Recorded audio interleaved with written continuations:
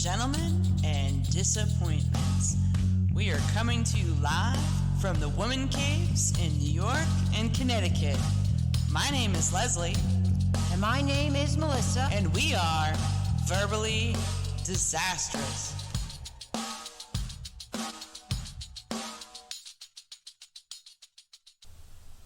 Welcome back to Part B on the joys of no children.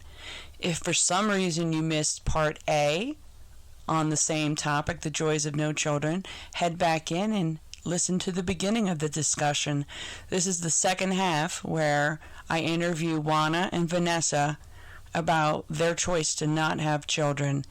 Now we pick up the second half of the discussion where I speak on the possibilities of a child having a disability. Take a listen. The one thing that nobody even spoke about, Vanessa, you were saying your sister has the disability. Did you think of a child having a disability and then it being longer than the 18 years, 21 years? You know, a kid that requires care. I see things a little bit differently.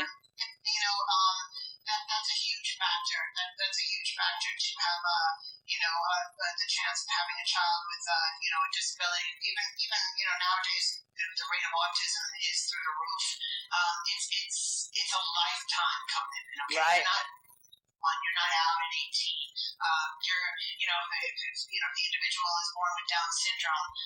You're going to be living with you, and then a lot of parents get elderly, and then you have to put them in some sort of a situation where they can live through a supported lifestyle, which is the kind of way my sister is. So I see that a lot too. It was very hard on my family. It was very difficult. My mother didn't have a life. The old school ways, she was kind of blamed for the way my sister was born. She related. She kind of relied on alcohol as a way to self-medicate throughout the years.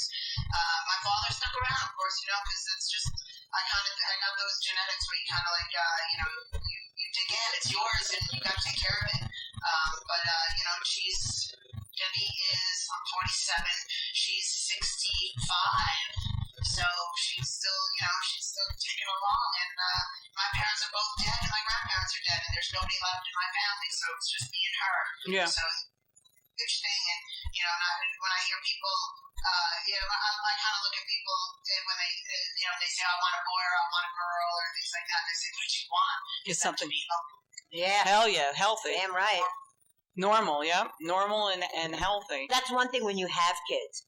No matter how old they are and how old you are, you'll always worry that they're okay. If they're going out or away, you're always at worry. Yeah. Same thing with having, a disabled child, like you were saying. Yeah.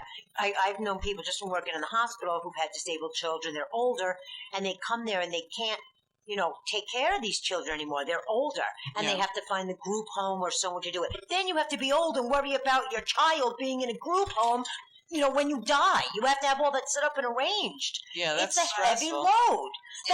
That makes me worry right now because you don't know what's going to happen. Oh, yeah, someone could have an accident later on in life, and then you got to worry about that. Yeah, and then you have people are just cruel. People are fucked up. But yeah, that's a hard one. Yeah. That'll make you think about not having children, yeah. Juana, go ahead. That actually, one of I'm the third youngest, my mom's family. One of my older sisters, her daughter has Down syndrome. She's 18, but her mind, I'm going to say she's like 3 years old or 4. So, when my sister had her, that's one of those things. At that time, I had just gotten married. So that's one of those things that crossed my mind. I'm sorry? She couldn't hear you. Vanessa couldn't hear you. Okay, no, so I was saying that one of my older sisters, her daughter has Down syndrome. And my sister's much older than me, so at that time, like our sister gave birth, I had just gotten married. And my husband at the time wanted to have children. And that's another thing that also pushed me away from having children. Because I was like, I could think, what kind of life does this child want to have? Yeah. what if I'm not around and she's 17 or 18 years old and not able to fend for herself? Like, I couldn't get myself to bring someone into the world and have the chance of her having that kind of life. Yeah, it's a heavy thought. Yeah. It is. It's scary. Like, I absolutely adore my niece, but it's in my nature. Like, when I see it, like, in the back of my mind, I'm always worried about what if. The worst case. Everything. Now, do you think, I know Vanessa's answer on that, if you had a really good, solid man, married to, lived with, and you could become a housewife and not have to worry about anything because the man had means, would that have swayed you to have a child? No? No. I couldn't be a housewife. That's just, it's not in my nature. Like, I don't care if the guy's making $1 million a day.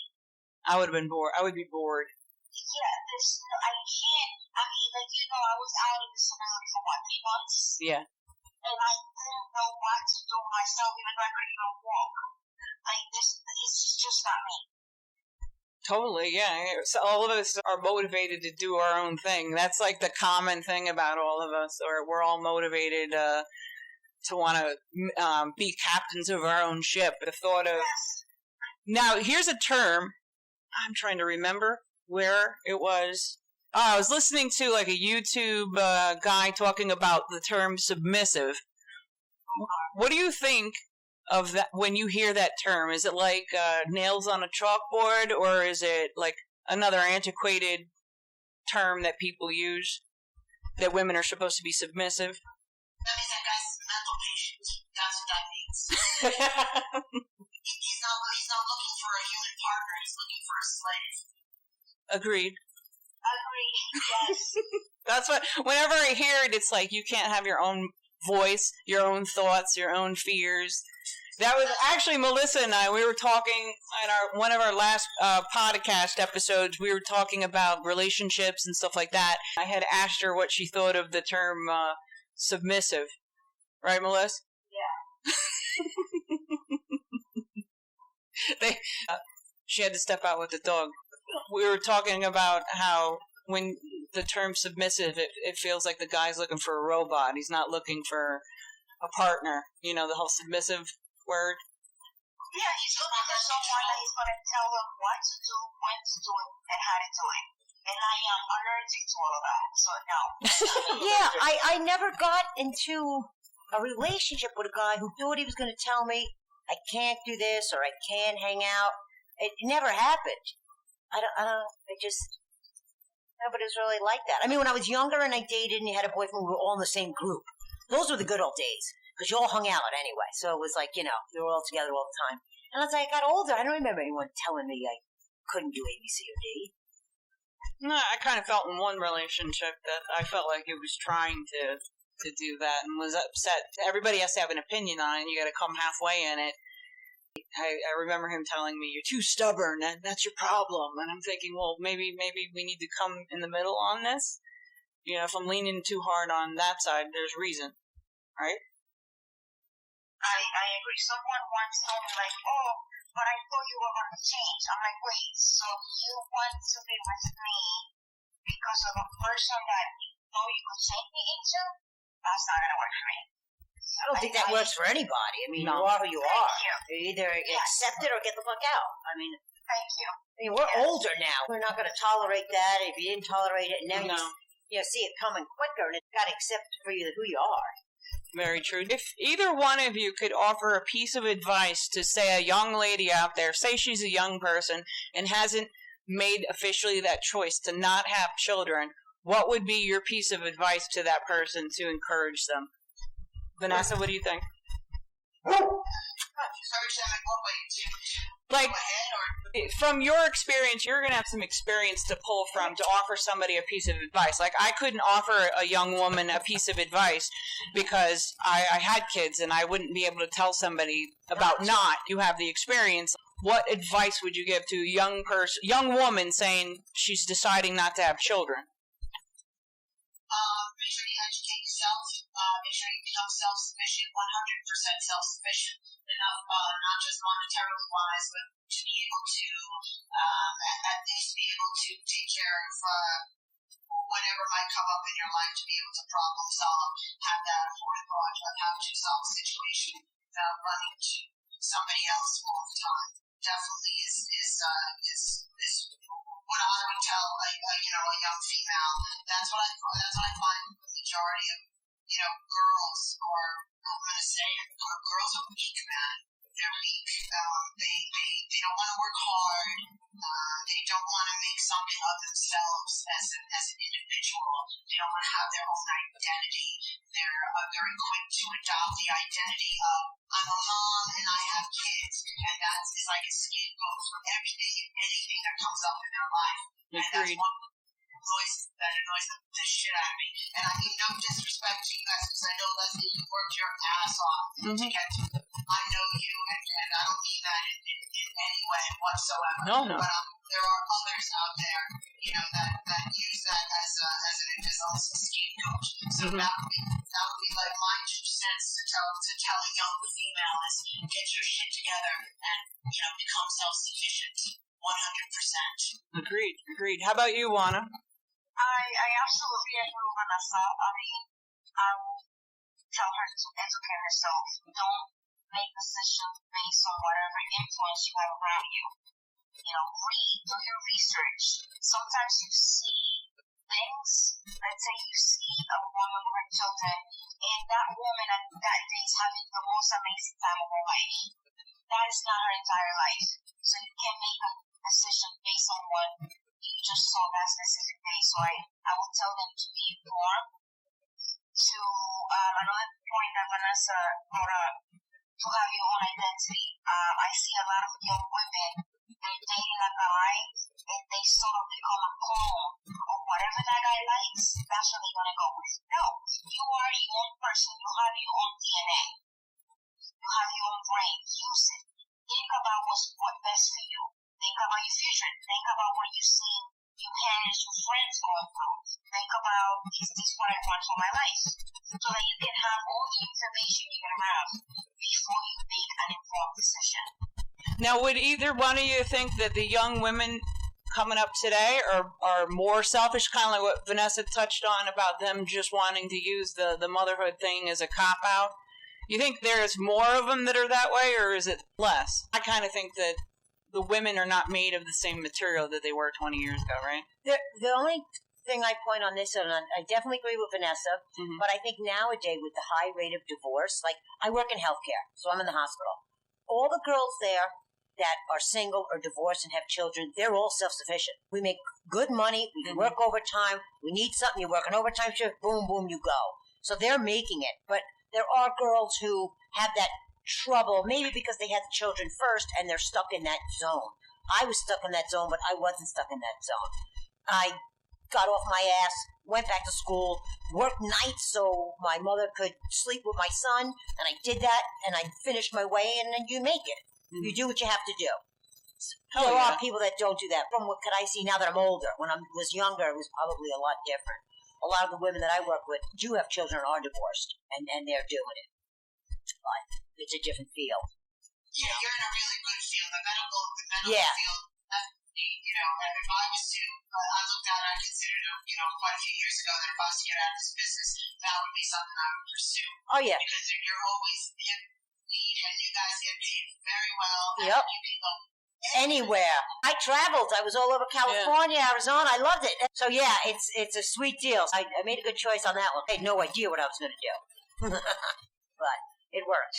It worked good for having kids because you had 3 different shifts to work Flexible. from. So I worked 11 at night to 7 in the morning, and I still took care of the kid and did what I had to do. It worked out good. and being that you're able to travel to different places, that's another thing I think that affects people is they get stuck in their own hometown or whatever it is they're, accustomed to, and, nobody wants to break out and meet different people from different places to give you different perspectives on how they made it through life or what they're doing, and sometimes that opens your eyes a little bit as well. Oh, yeah, definitely. It's like everybody, however you were raised, it kind of stepped straight into it. Got married young, had kids, did whatever.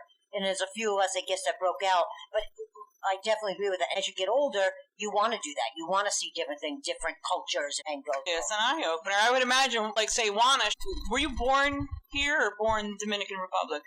I was born there. I came here when I was 17. I would imagine you see things differently than a person, say, that was born here. Yeah, definitely. Oh, absolutely. Yeah, no, 100%. And that's the thing, like, usually my family tells me, like, the older ones, like, like, when I speak to my nieces and nephews, I speak to them in English, not in Spanish. They're like, oh, you're so Americanized, but that's my thing. Like, I have friends from, like, every country that you can imagine that speak different languages, and that's the thing. You gotta get, you gotta submerge yourself in different cultures and see different perspectives and all these sort of things. If you press up to, this is where I grew up, this is what I know, you will continue to make exactly the same mistakes that those people made. Or even if they're not mistaken, you're going to basically follow whatever those people did. Right. Instead of opening your eyes to everything that's out there that you don't know. Doing your own thing, blazing your own trail, finding what works for you and not the cookie cutter thing that you grew up with, thinking that that's going to be end all be all. Exactly. But I think that's what most people do. They kind of follow suit. Maybe not meaning it purposely, but that's what they get into. Yeah, the rut, because that's what they know. I mean, The rut. yeah, I would say it's the rut. I grew up out west. You think of the way everybody does things, like in the town that I grew up in.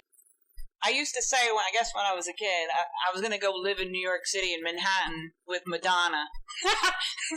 And my dad used to tell me that I was going to do that, because I guess when I think about it, what do I say, the round peg with the square hole, you kind of feel that way. You're like, I got to get the hell out of here. Like Vanessa, she was always in New York for a long time, and when you're out there, you feel much more adjusted to it, right? You mean at the Vegas one? Yeah, Vegas.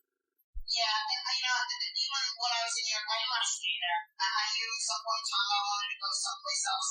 And not just to, the fact that New York was already pushing you out or whatever, but given that I got the opportunity to come out here, it's, it was a good thing. And it kind of, being growing up in the New York area, Juana said, there's a lot of culture, a lot of different ethnicities and all that, but I never met people of the United States.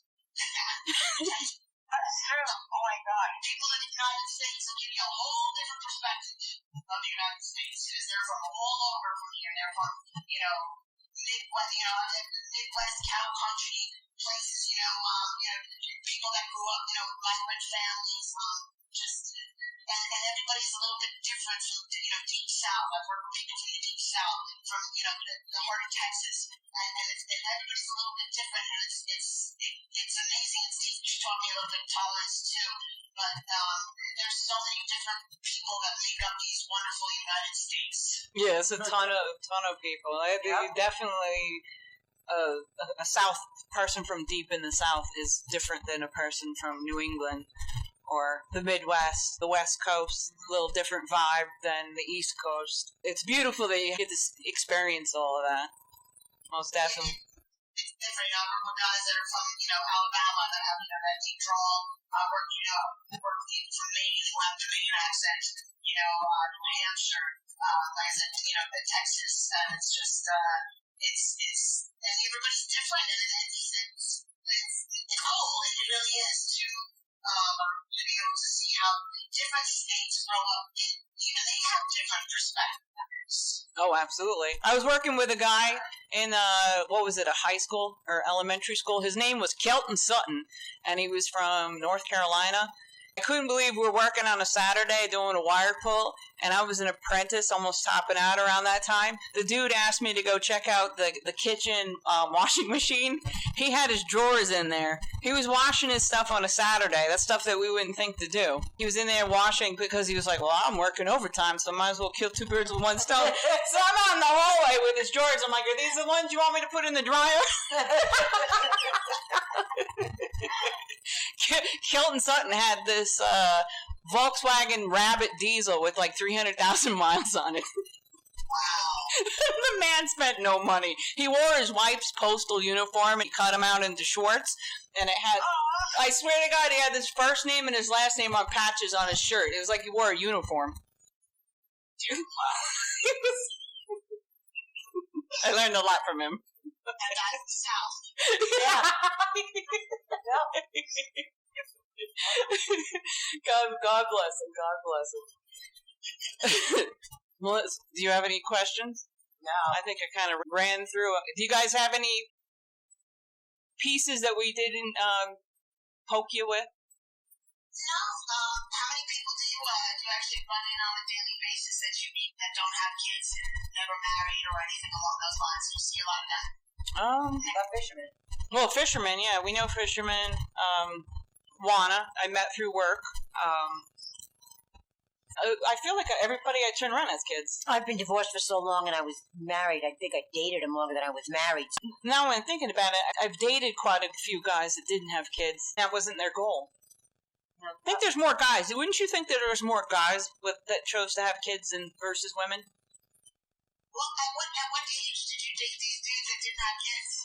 I remember I was in my 20s. I dated a dude that didn't have kids. I remember between 2013 and now, I remember dating a couple people that didn't want to have kids. One guy had a nice house in New Rochelle, and he had no ambition of it. I think once I hit 30, from 30 dating, or relationships or whatever, till now, I think they all had children. Yeah, one would They think. all had kids. For whatever reason, there was a couple. I don't know if it's because they're the people that are like serial daters on. Cause like I said, I was 22 when I had them, so I remember dating back then.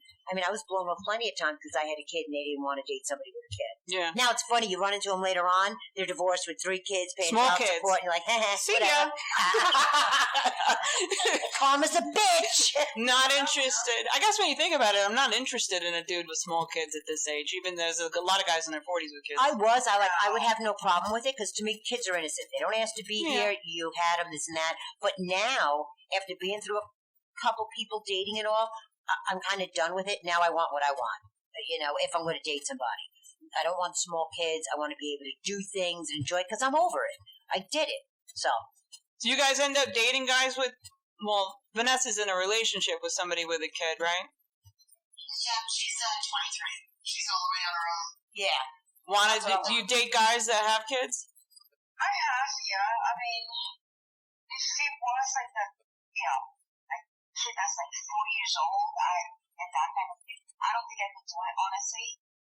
Because like I said, the way I see it is like, all my time is for me. I don't feel like at this age I want to be the back burner. Like, I want to go out to do this, and then he can't go because he has a child that's young. Yeah. I really don't want to be in that situation. Right. I don't want to. I have nothing against the child. No, it's nothing with the kid. As I said, the child is innocent, but I just don't want to put myself in that situation where I'm making plans. I want to go away, and then at the end of the day, I go, well, listen. That's the weekend he has the kid. Yeah. Yeah. I get that. Yeah. That's. Right, like to add on like what Juana's saying is you're third in that whole relationship. Right. Because first you got the kid, you got the ex-wife. Yes. So you're third, and you're the last that's gonna even be considered. Yep. Yep. It's not worth the hassle. It's like move on.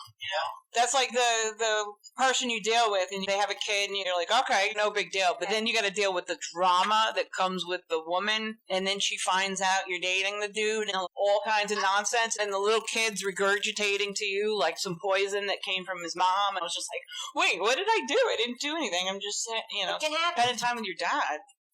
Or you got the ex-wife that sits there and says, well, she's going to be around my kid. I've got to meet her. You're like, what am I doing? Meeting somebody's parents when I'm like 12 years old? I agree.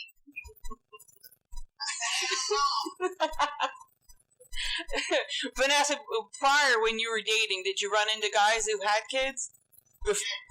And did they ended quickly? Yes, I learned quickly, and it was just like, okay, if they said that they did, it's just like, what's the age? Because if they're 18 and older, that's good. If they're anything younger than that, still in school, living at home, I'm out.